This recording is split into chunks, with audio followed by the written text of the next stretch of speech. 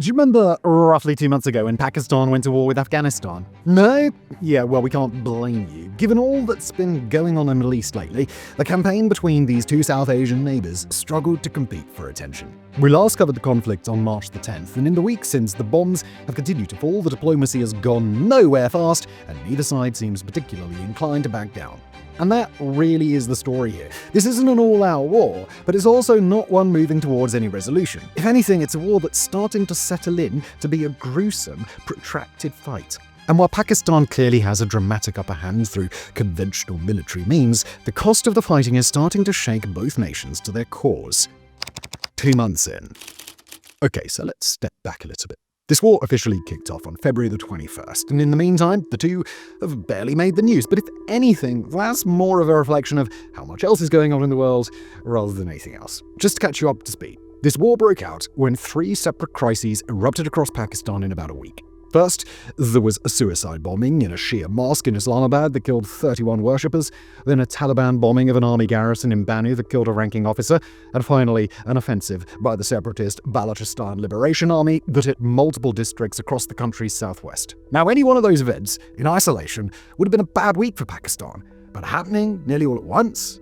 Clearly, something had to be done. The Pakistani Taliban, or TTP, is Islamabad's homegrown jihadist insurgency group and a separate entity from the Afghan Taliban, though, as you might guess, they share a pretty similar worldview. But more importantly for the issues of this war, the porous border between the two countries had largely allowed the TTP to run substantial portions of its operations out of Afghan territory. This arrangement got even more comfortable when the Afghan Taliban set up shop in Kabul back in 2021, and Islamabad has spent the last 4 years alternating between private anger and public patience over the whole thing, betting that Kabul would rein in the TTP rather than risk a war with Pakistan that it couldn't hope to win. Well, that didn't exactly go according to plan, did it? On February the 21st, Pakistan's army chief ordered the first wave of airstrikes into Afghanistan, hitting what Islamabad described as TTP training camps across the border. While there had previously been intermittent tit-for-tat exchanges between the two, what followed was nothing short of a huge escalation. Pakistan's defense minister was on national television declaring what amounted to open war on Kabul. By the time we last checked in on March the 10th, Pakistan was in firm control of Afghan airspace, Kabul had no meaningful way to contest it, and airstrikes had hit multiple Afghan provinces in what was clearly meant to be a serious message. Back down, or we will crush you. While this conflict hasn't been getting the same attention as Iran, the damage and suffering it's inflicted, especially on the Afghan side, have been significant.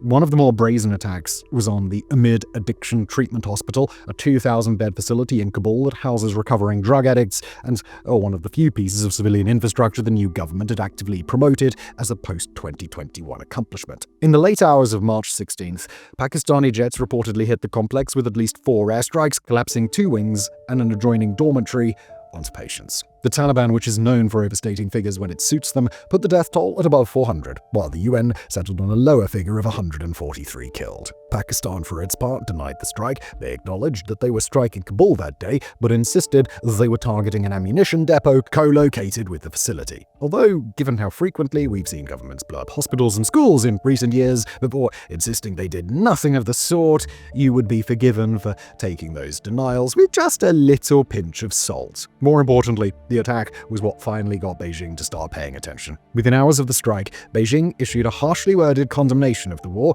and offered itself as a mediator. Wang Yi, China's top foreign policy official, personally called Pakistan's foreign minister and the Taliban's foreign minister, and on April the 1st, both delegations showed up to see if they could hammer out a deal. The talks have since dragged through multiple rounds of closed-door negotiations without anything resembling a breakthrough. Pakistan arrived with 3 specific demands: that Kabul officially designate the TTP as a terrorist organization, dismantle its training camps on Afghan soil, and hand over verifiable proof of having done both. Kabul didn't agree to any of them. Now, fighting along the border since negotiations started has subsided, particularly from the Afghan side of the equation, though this is likely coming to terms with reality more than any move toward actual peace. In a very uncharacteristic move for the group, given their poorly equipped military, the initial phase of the war saw the Taliban attempt to engage Pakistan in conventional warfare, and it didn't exactly go well. Afghanistan may have a reputation for being the graveyard of empires, but that's largely built on the back of multiple guerrilla-style insurgent campaigns once some other country decides to roll in and set up shop. So, to put it in corporate speak, this is a non-transferable skill to a conventional battlefield, and the Taliban found this out the hard way. But while the Afghan Taliban's conventional military campaign may have been a non-starter, their drone campaign against Pakistan has been a different story entirely. Roughly 15 strikes claimed between late February and mid-March on Rawalpindi, Quetta, Kahat, and a handful of other cities, with one forcing the temporary closure of airspace over the capital itself. Pakistan's military insists these drones are rudimentary and locally produced, which is technically true, but it does miss the point. Pakistan's air defenses were not designed for these sorts of attacks, and it shows.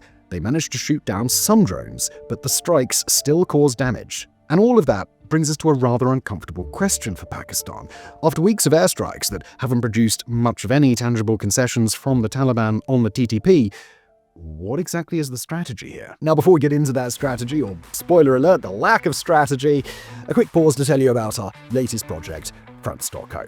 Fronts.co is our subscriber site for people who appreciate what we do on this channel and want to dig even deeper into the conflict stories that are shaping our world. With Iran eating up the headlines now seems like a more important time than ever to keep highlighting the lesser-known conflicts, like this one between Afghanistan and Pakistan. Subscribers get access to 2 exclusive videos and 2 expert-written articles a week, plus access to our growing little family of podcasts. It costs just $5 a month, and you get tons of exclusive content.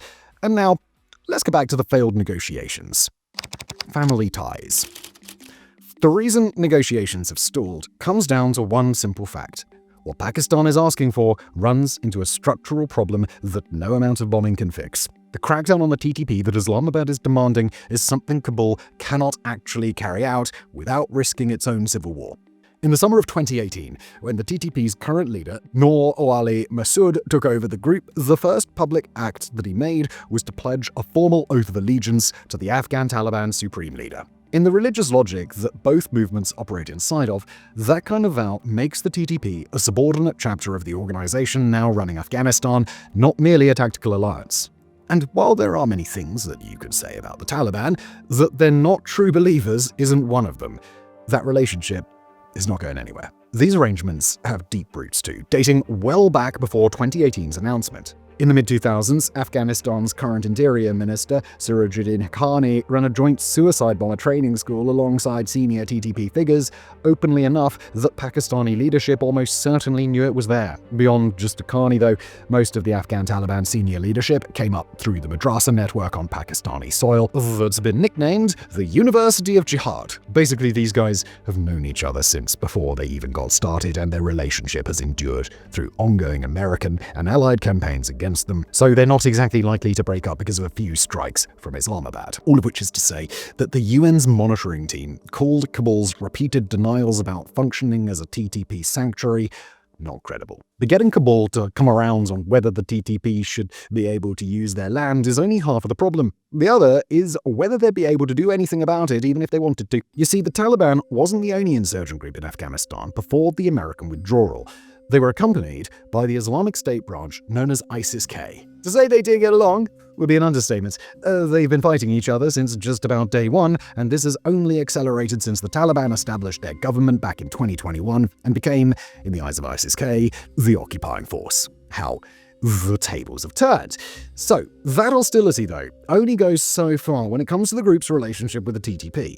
They don't like each other by any stretch of the imagination, but they do have a surprising and uncomfortable overlap. When the group was first assembled back in 2015, it was built in no small part out of 3 former TTP factions that have broken away, and in the decades since, 5 of the 6 men who led ISIS-K started out inside the TTP. The defection pipeline between the two is pretty wide and runs solidly in one direction, and that means Pakistan's headline demand that Kabul dismantle the TTP is asking the Afghan Taliban to pick a fight it might not even win against men it spent 20 years building deep relationships with in order to rescue Pakistan, which is currently bombing them. It is, to put it charitably, a tough sell. The TTP's leadership is well aware of this, and they've been leveraging it in bilateral meetings with the Afghan Taliban for years, warning their hosts that a real crackdown would risk sending another wave of defections, gung-ho jihadis with nowhere left to go but ISIS-K.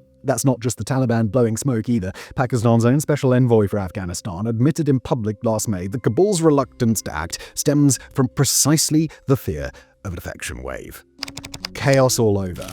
Now all of this raises the question of just where this conflict is going. The honest answer, 2 months in, is that what's emerging here doesn't look so much like a war with a clear end goal as a new normal both sides seem to have quietly decided they can live with.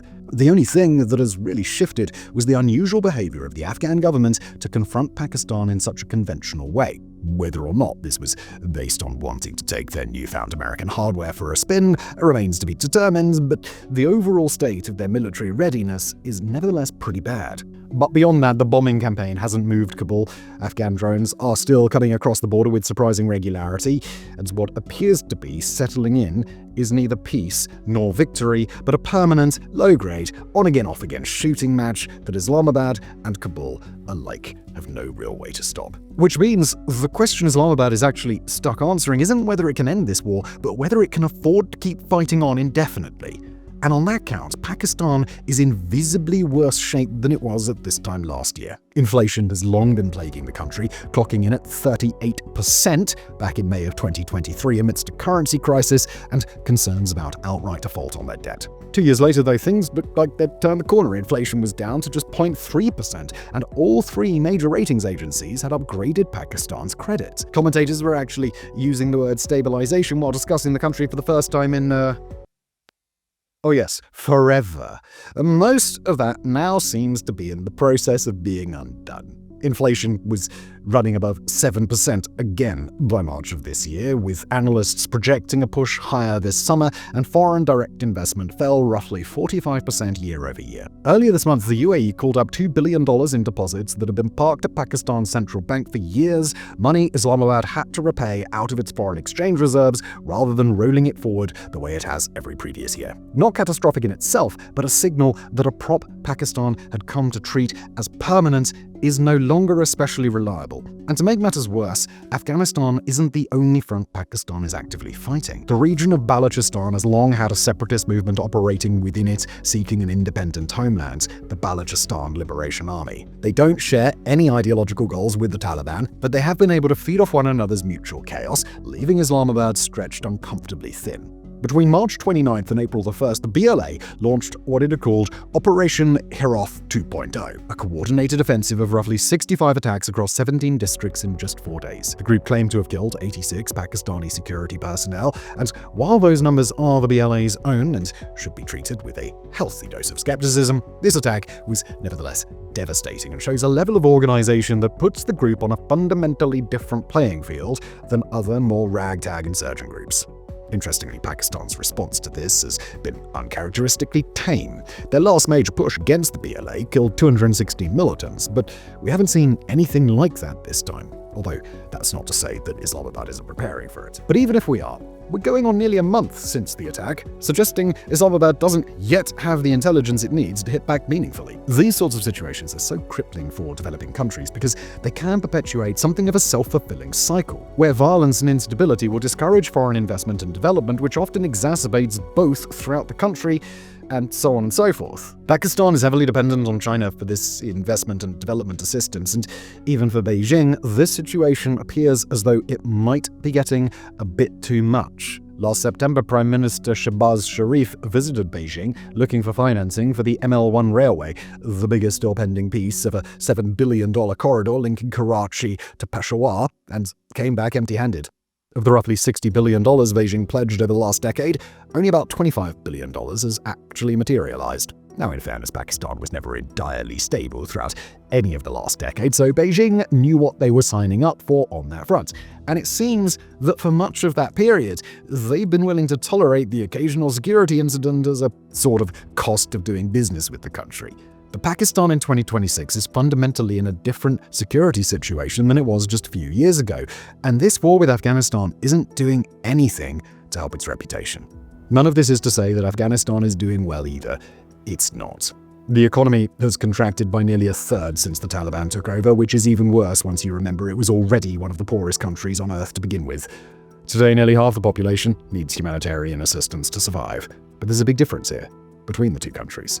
The Taliban doesn't particularly care Or at least, it doesn't care as much as Islamabad. There are no votes to lose, no opposition to placate, no foreign investors who are ever going to show up in the first place. The suffering is real, and it is enormous, but none of it translates into pressure on the people actually making decisions. Kabul is watching all of this, obviously, and while they're furious about the bombs landing on their territory, it's hard to see what actually forces them into any major structural change. Pakistan, on the other hand, seems to be winning the battle, but at risk of losing the stability it fought so hard to build. A country that was running its first account surplus in 14 years is watching that recovery get eaten in real time, at least in part by an enemy that cannot even be bothered to care. It may be nowhere near the headlines, but the Afghanistan-Pakistan war may continue to destabilize South Asia for months to come. Thank you for watching.